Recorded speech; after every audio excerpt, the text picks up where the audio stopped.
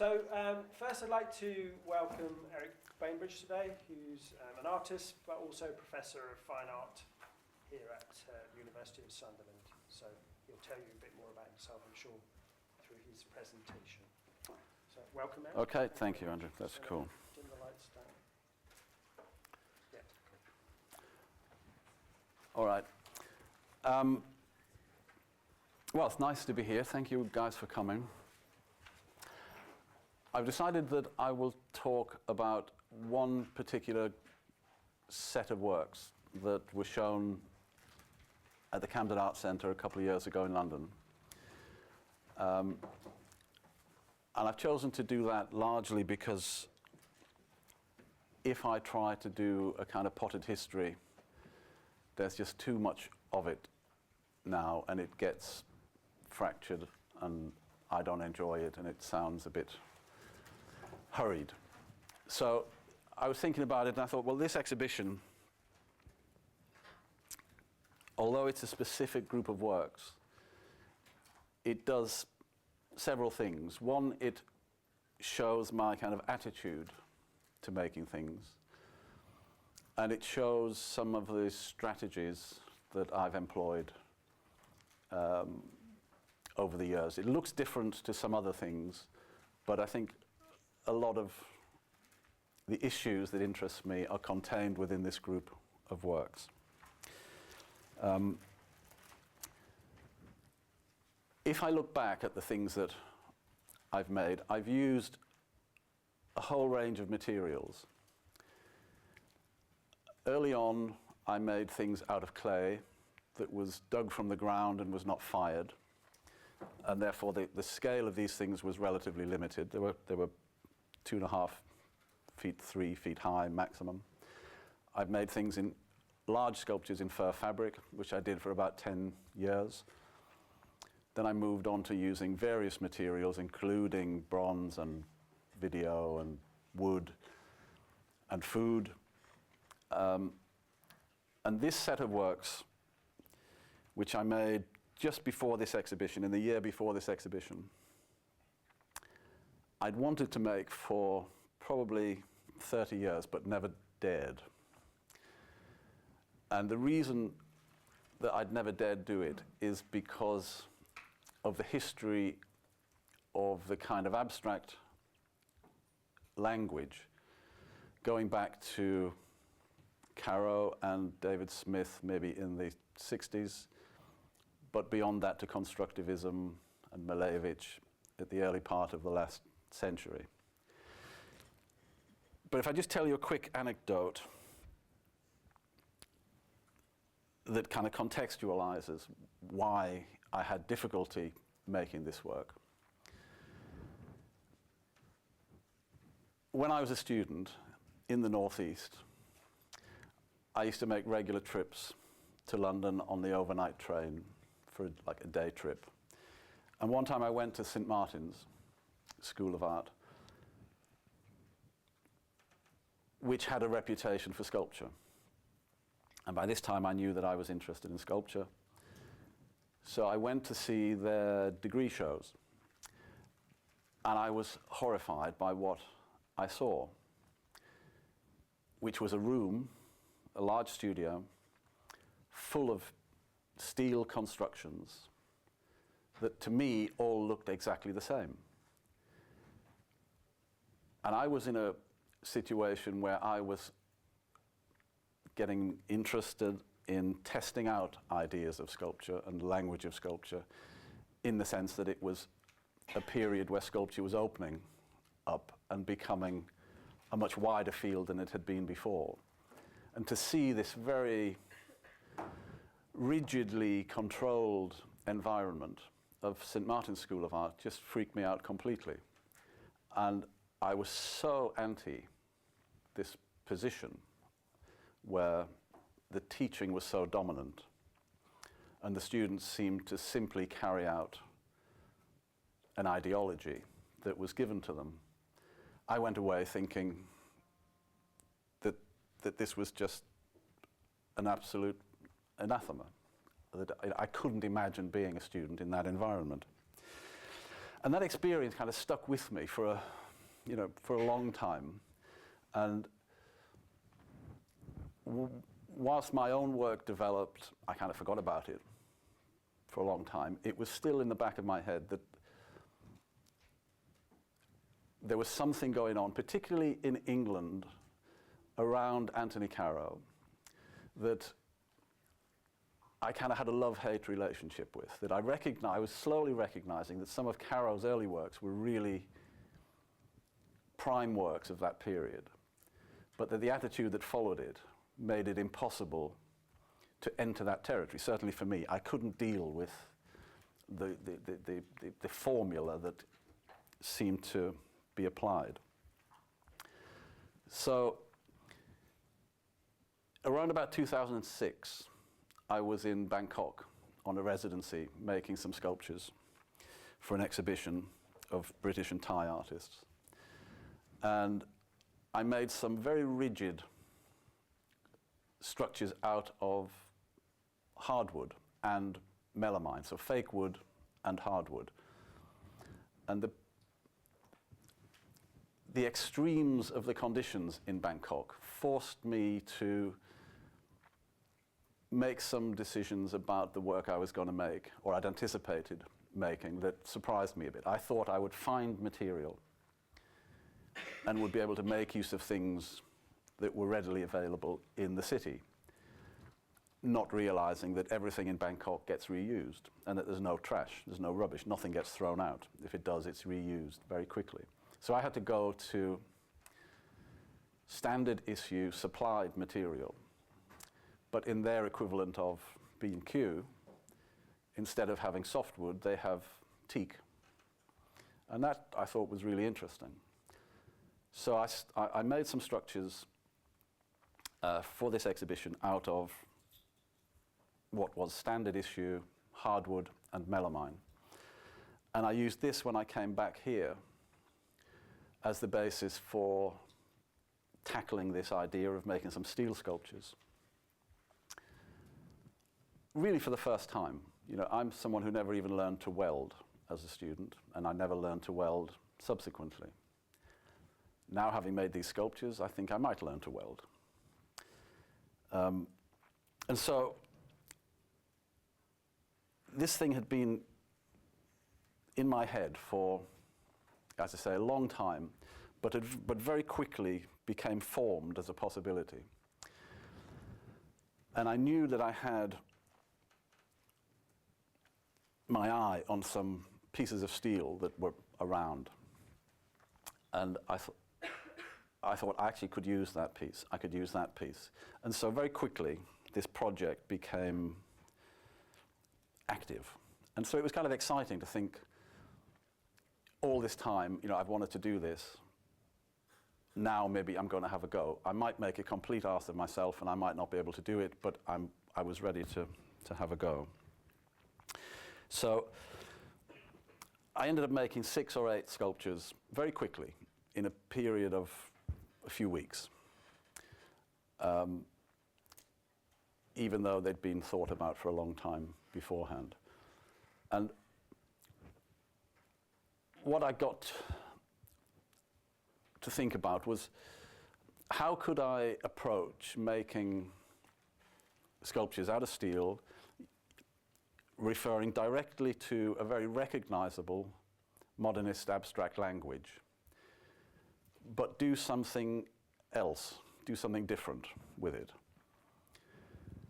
And so a sculpture like this, which is called Bobble Bubble, was the first one I made. And the thing that made it work, the thing that made me interested in it, was the addition of a tea towel. And that again happened very quickly and very intuitively, that worked out the engineering. I worked with a technician here in Sunderland, and he helped me to construct this.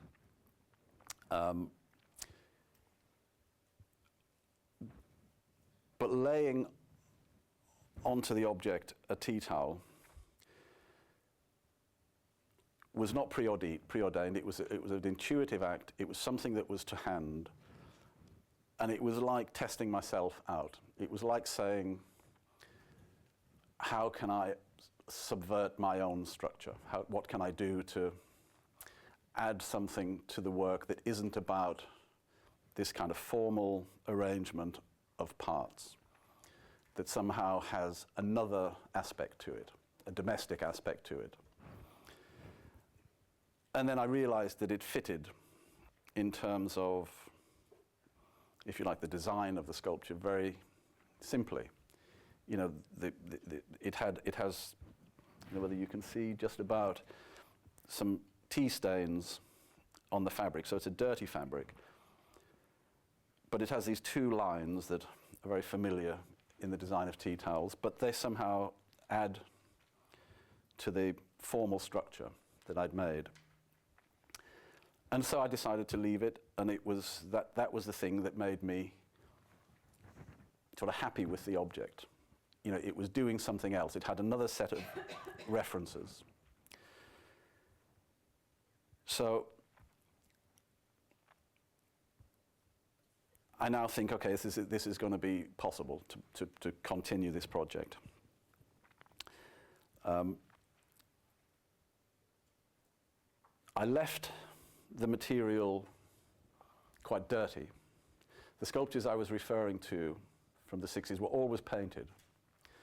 So the steel was kind of neutralized.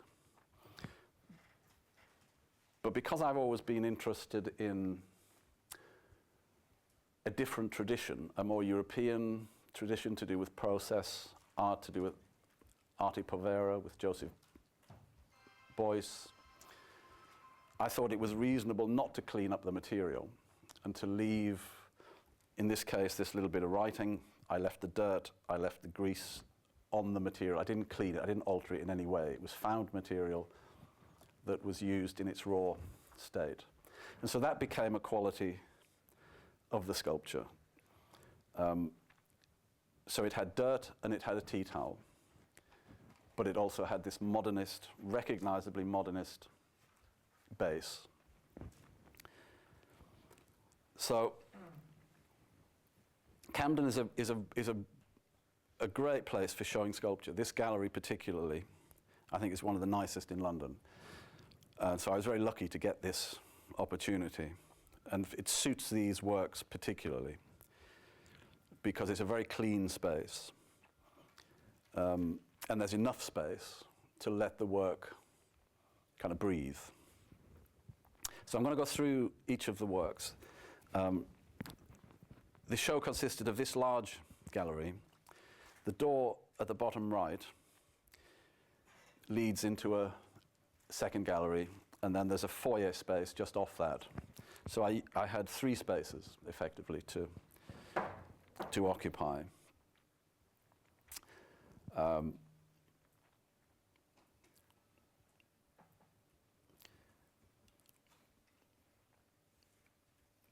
In a way, focusing probably slightly differently, but with a similar idea, this possibility of combining an unexpected material continued in this work, the title of which has escaped me for the moment, but it does have, some of them are untitled, but this one does have a title, but it'll come to me. So I made this structure quite speculatively. You get the size, the blanket is like a bed cover, so it's probably about 7 feet long, 2.25 meters or 2.5 meters or something long. And through a process, again, of thinking, well, I've made this object, I quite like it, I know what it looks like, what do I do with it? I said before I'd made lots of sculptures using fur fabric, so I'm interested in that kind of rather lurid, rather cheap, rather tacky kind of designed, manufactured object. And so I bought a couple of these blankets pretty much around the same time, not realizing I was going to use them here, but just because I liked them and I thought they had a kind of potential. But this this structure fitted perfectly on this pink blanket. I think I tried it on a yellow and purple one, and it just for some reason didn't work. The red seemed to have a weight and a kind of, these red flowers had a kind of body relationship that seemed to contrast even more than just the material quality. There seemed to be a kind of interaction between, you know, this classic symbolism of flowers and genitalia with this rather sharp, spiky structure. So that became the second work. And again, about this kind of happy collision of two opposing kinds of material.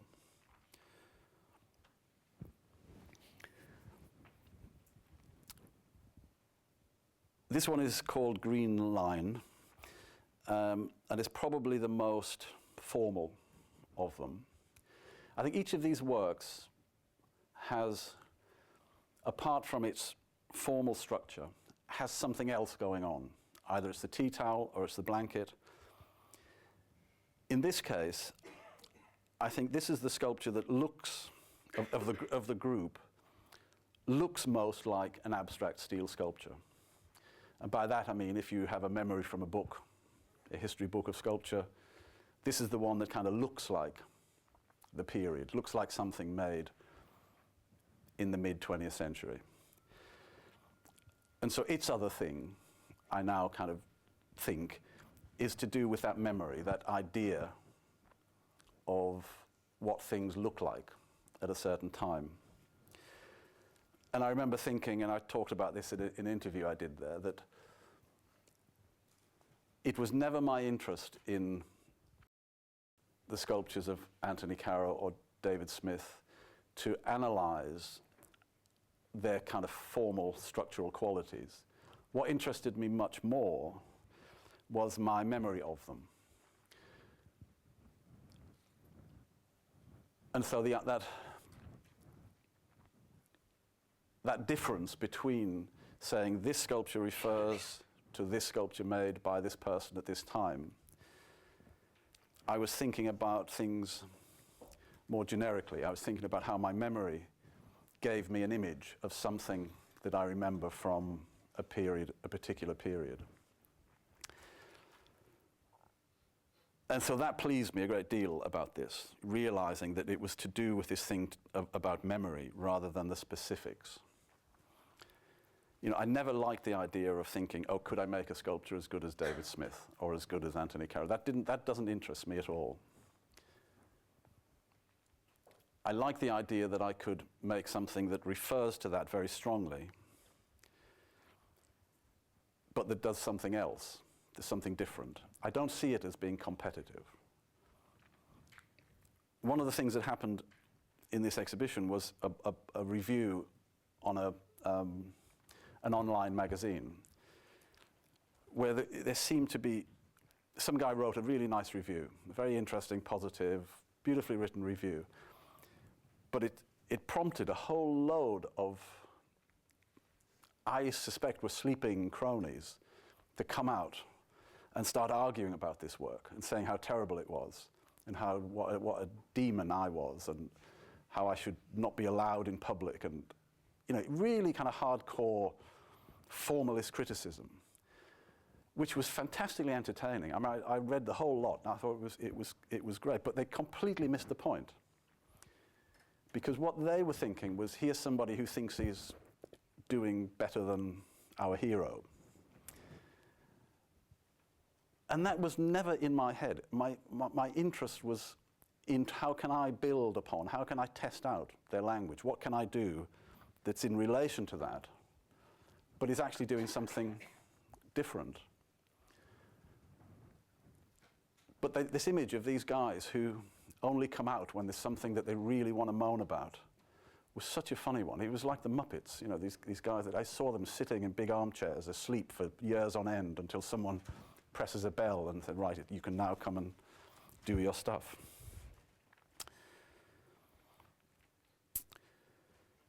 So, one of the nice things, it just reminds me, looking at this image, was this sculpture on the right, the one we've just looked at from the other side.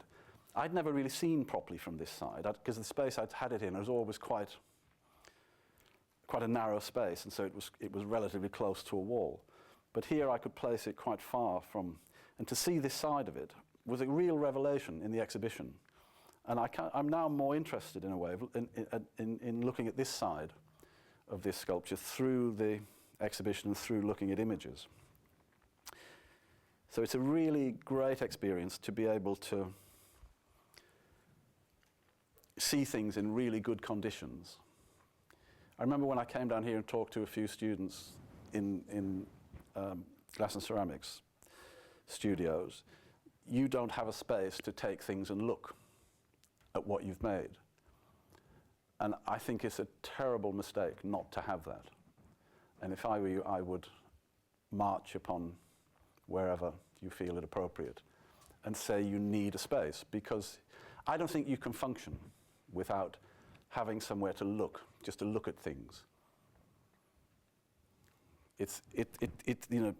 To me, the one joy of making things is to be able to look at them when you've made them. And I don't know why else you might make things other than to look at them when they're finished. So, that's my bit of preaching for the session. This is an untitled sculpture. And when I mentioned they all have a second aspect,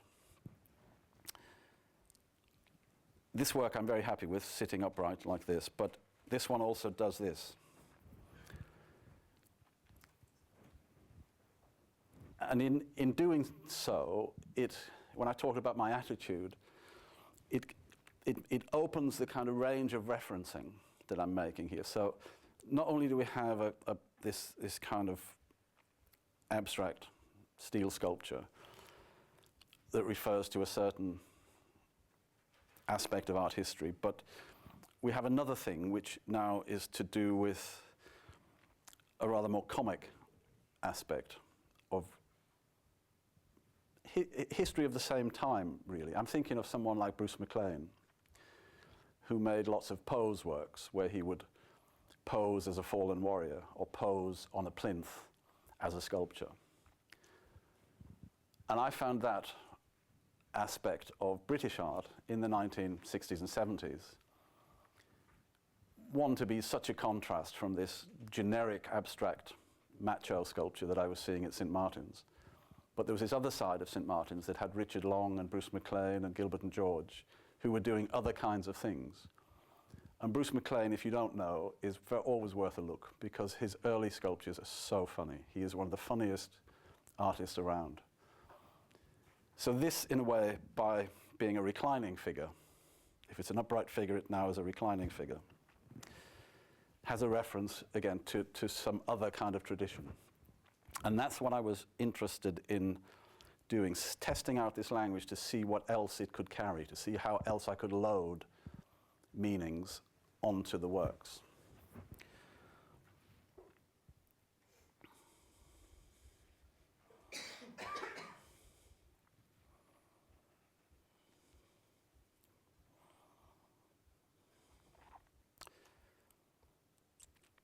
This one is called The Philosopher's Garden, I think.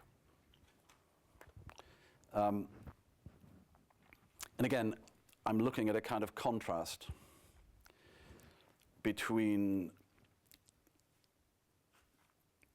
the very rigid, rather crisp organization of these linear parts and something which is in complete contrast, which comes from a continental sense of decoration.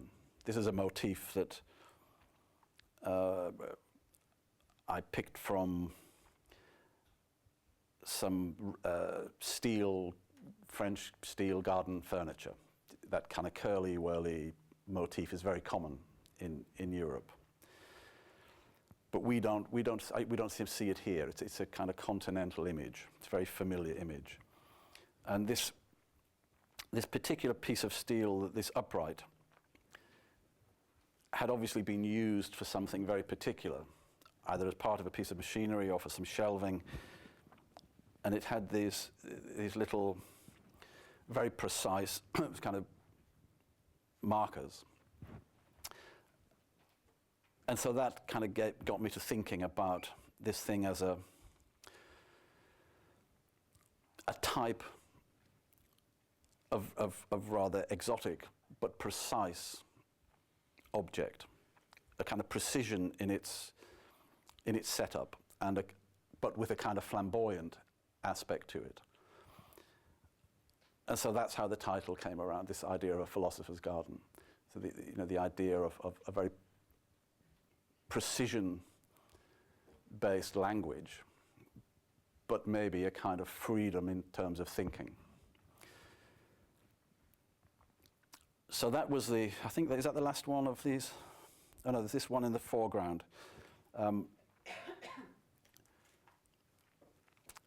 This is also an untitled sculpture, but another kind of small theme that existed within this group exists here in relation to the one on the red velour blanket. This is a woolen blanket that this sculpture sits on. And so apart from bringing in that whole debate again about the plinth,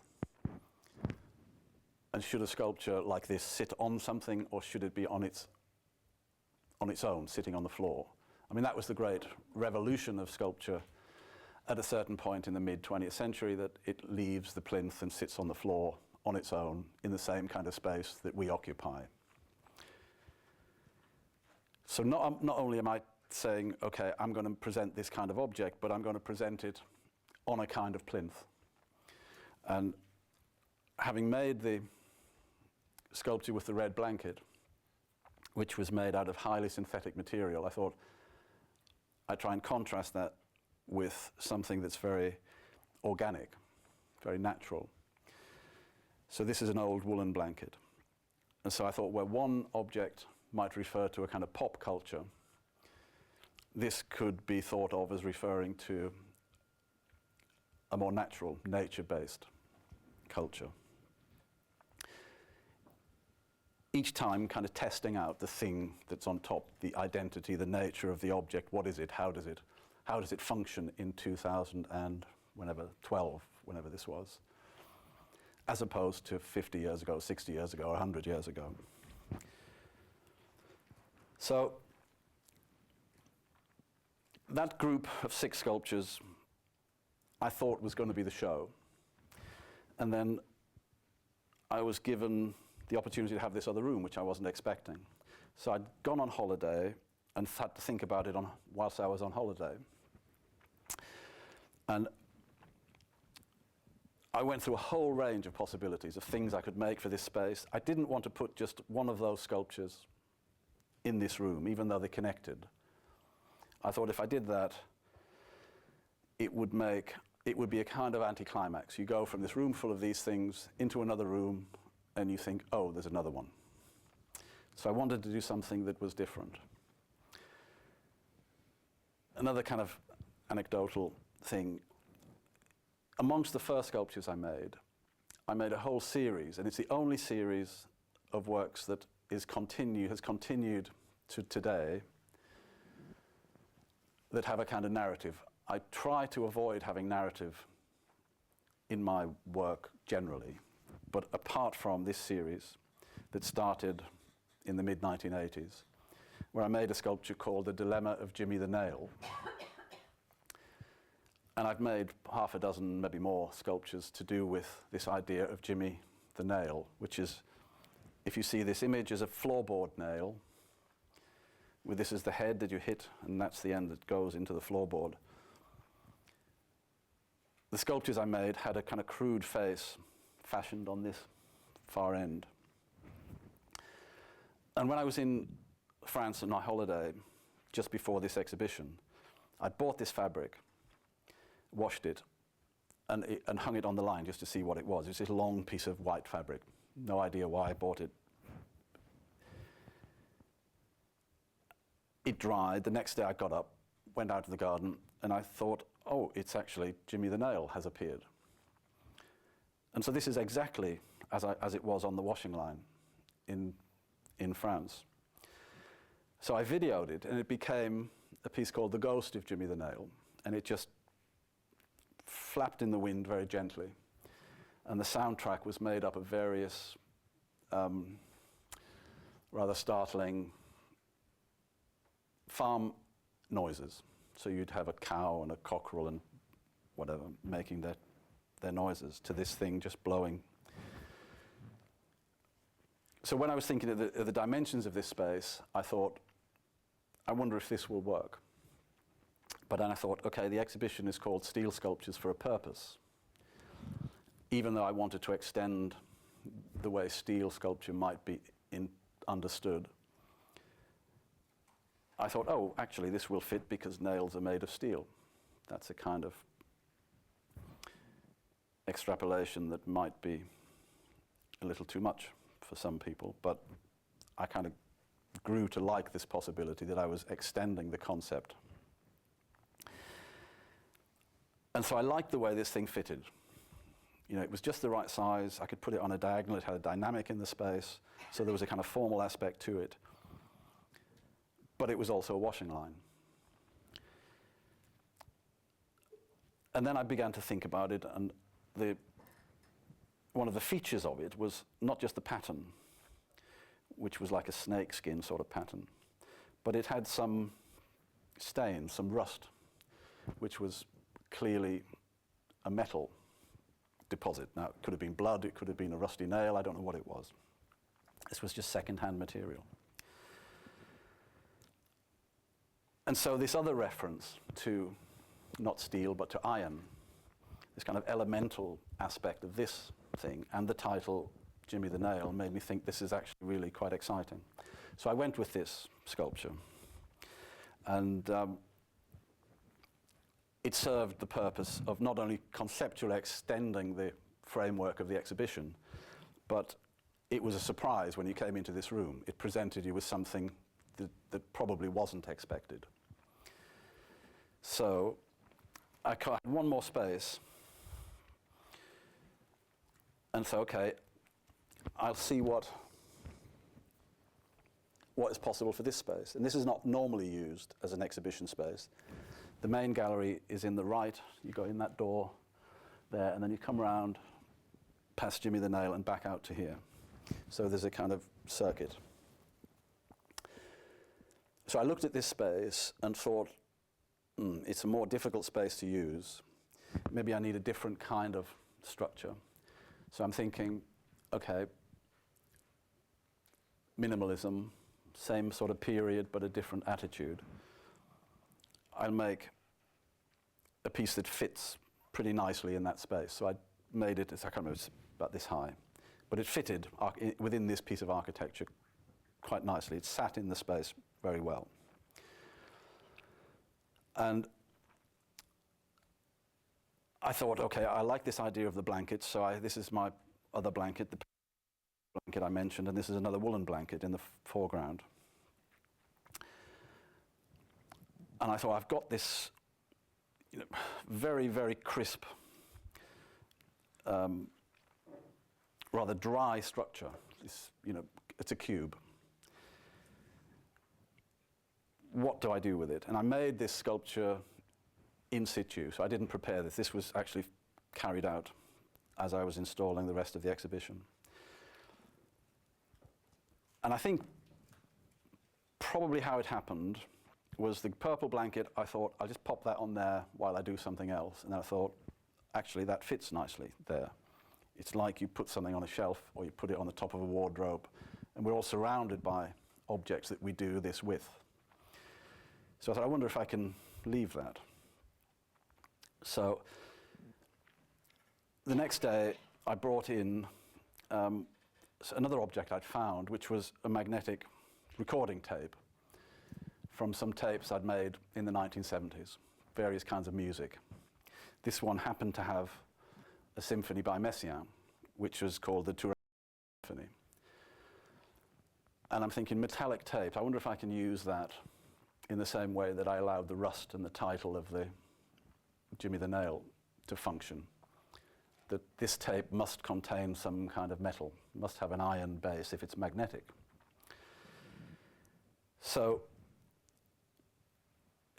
in an attempt to contrast the materials again, which seem to be one of the bases for this whole series of work, I undid some of the tape and tied it very loosely to the steel cube and just laid the reel with the rest of the symphony on top of this other blanket. And the sculpture, I have at various times done some awful titles, so I apologize in advance for this one. This one is called That Turangalila Symphony Really Rocks Man. And I'm going to have to say that from time to time for the rest of my life. But I have done worse ones previously. But what I was thinking, when I was thinking about the Turangalila Symphony, I was thinking about idioms, you know, the things, you know, frameworks that art is made within. And I was thinking this kind of pop reference with this blanket and this nature reference with the other blanket and the reference to minimalism and blah, blah. I was thinking, well, what's the opposite of a classical symphony? I mean, the Turangalila Symphony is, if you don't know it, it's made in the 1950s. It's one of these full-on noise, atonal, hardcore European symphonies. And so I thought, well, a rock idiom. And I'm more interested in, well, I like opera and I like the fall, basically, is my musical taste, with a bit of country and western thrown in for good measure.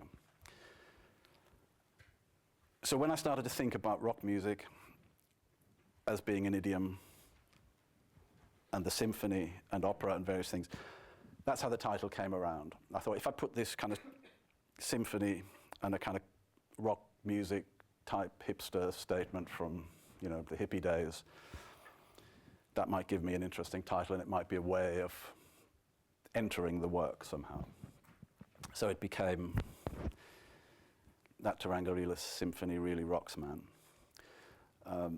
But the thing I like about this work is not particularly the title, but the fact that it extended the exhibition, or that range of works, quite a bit. So it gave me, you know, newer territory to move into when that exhibition was over. And I liked the kind of casual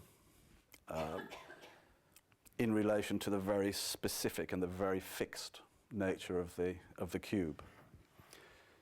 So it remained a kind of contrast in some ways to the other work, but still fitted the general theme of the exhibition. And for me, was quite a positive way to leave, you know, that project with something that I was thinking about, that wasn't something that I dealt with. It was something that had opened up and given me a territory to take away with me. And I always like that. It doesn't always happen, but I always like that when you do a big exhibition and you come away feeling you've got something out of it that you weren't expecting. So that's all I'm going to show you. There's a couple more images, I think, of that work.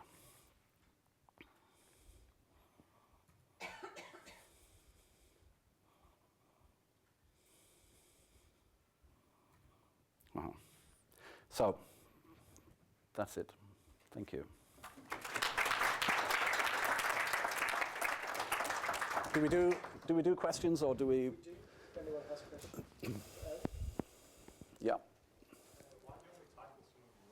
Why don't I? Well, I used to, when I did the first sculptures, which I made for about 10 years, and I made a lot of them, they were all titled.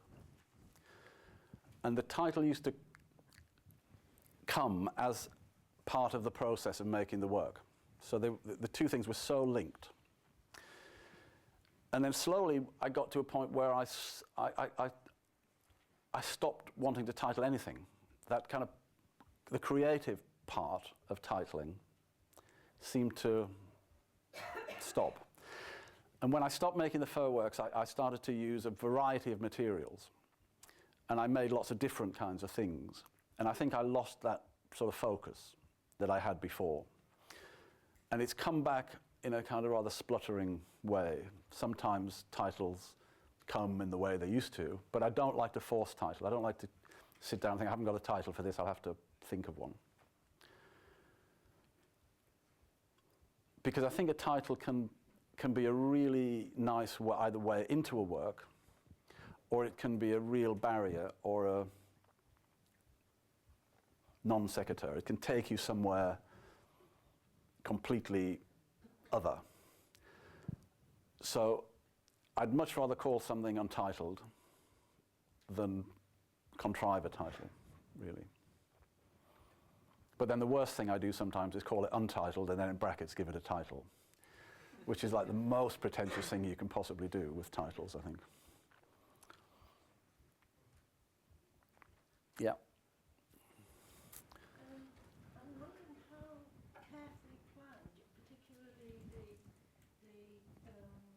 sculptures in the first room, how carefully you plan them, or are they intuitive assemblages of found objects?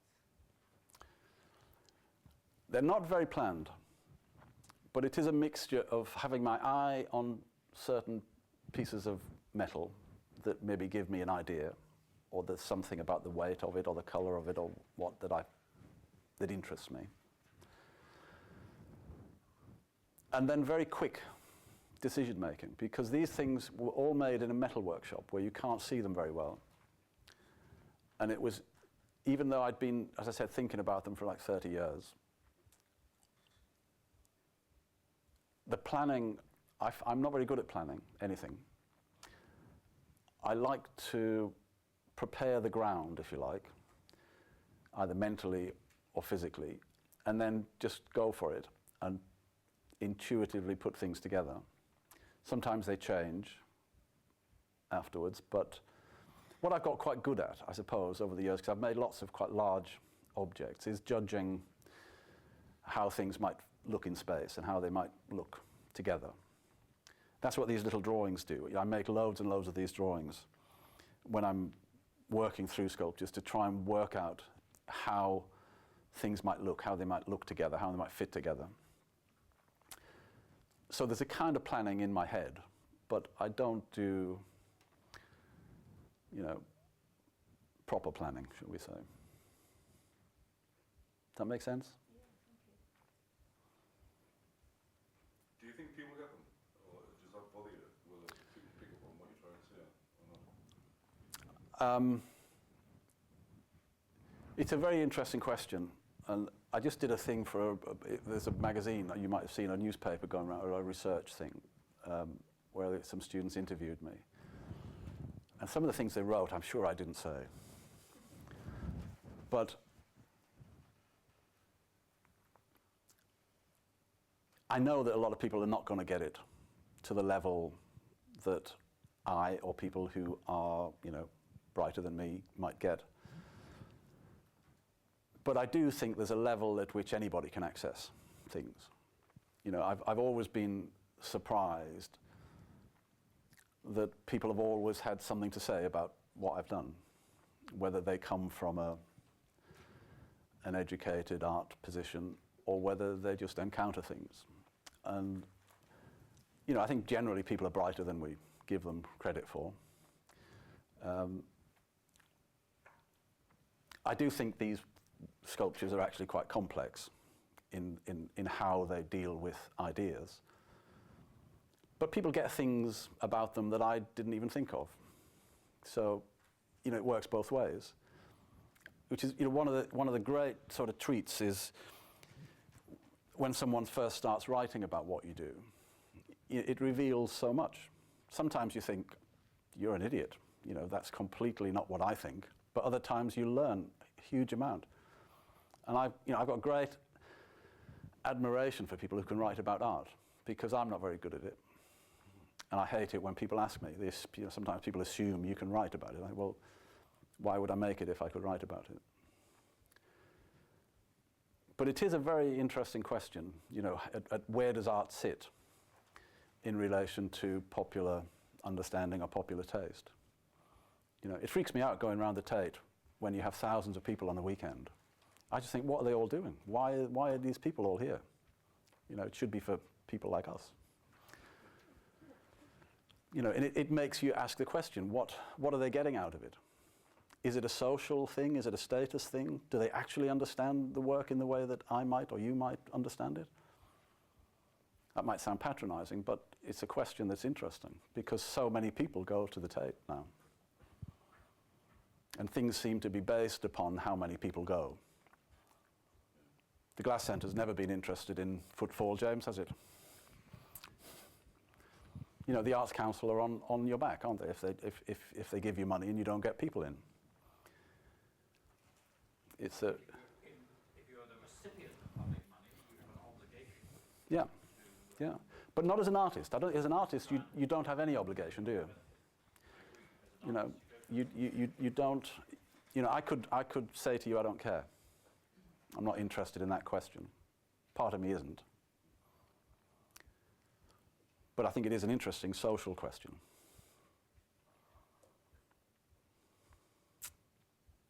How important were the shapes that you made together, or do you think that it would have mattered if you had different materials available and you swapped a piece, or was those shapes really important to get down?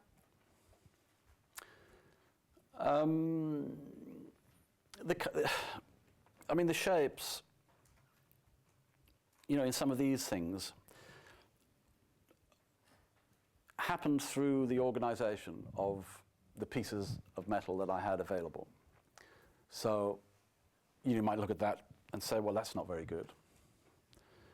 And I would never say it's the best sculpture that could possibly be made. You know, if I'd put that together on a different day, it would probably have looked different. I think what I do is work with it to a point where it does what it does well enough. One, not to be an embarrassment, and two, to be interesting. But I could never, I mean, people used to say things like, oh, if I came along, you know, and moved that half an inch, would it destroy your sculpture? And I would say, now if you said that to me, well, I'd say, well, why would you want to move it half an inch? What, you know, it's all right where it is. I'm not saying that's the best solution. Because if you all came and made something, you might make something just as interesting, but different. But that's my kind of balance. That's my sense of how those things best function in space. You know, the one on the right, you know, I love the back end of it, this kind of blank. That piece of steel is actually really heavy. It's about 1/4 of an inch thick, and it takes 2 people to lift it. So that blank back surface is a really interesting surface. Whether it's sculpturally the most appropriate solution to that work, I don't know. Maybe I could find another one. But that does enough for me within the context of that work. So, you know, it's all movable depending on your kind of point of view. I mean, that's why I like that one that stands upright. And it's, you know, it's kind of me taking the piss out of myself to say now it can also lie down. But it works lying down just as well as it works standing up. Otherwise, I wouldn't tell you about it. You know, I wouldn't say I like it like that if it looked stupid.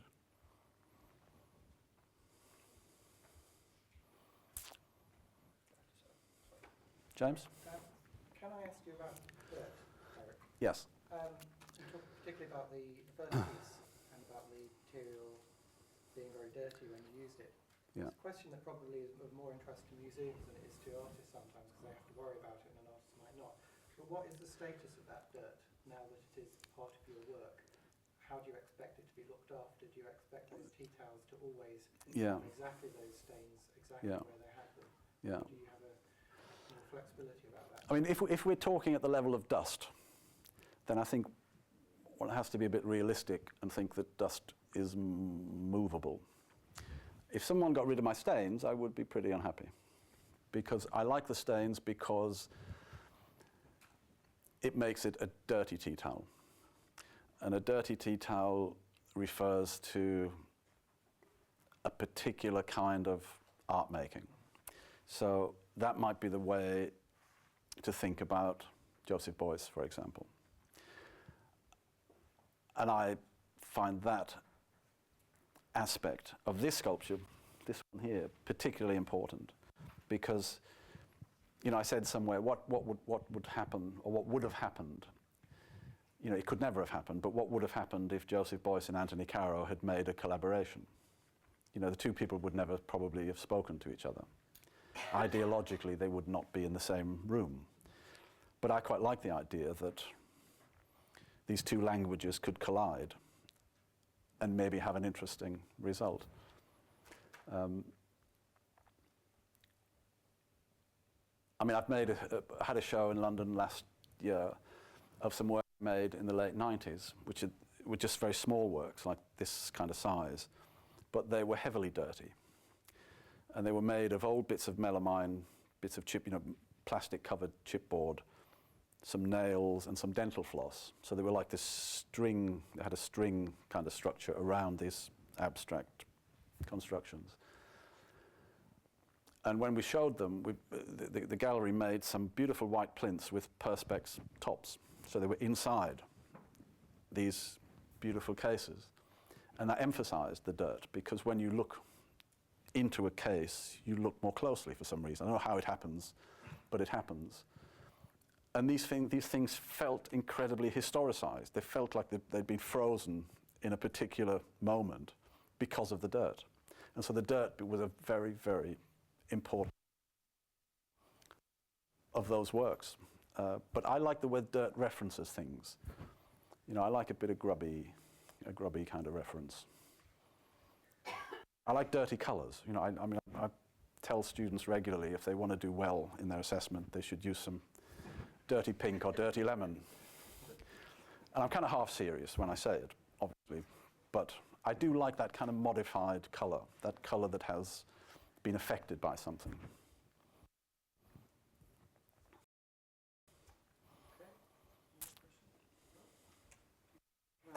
Okay, thank you.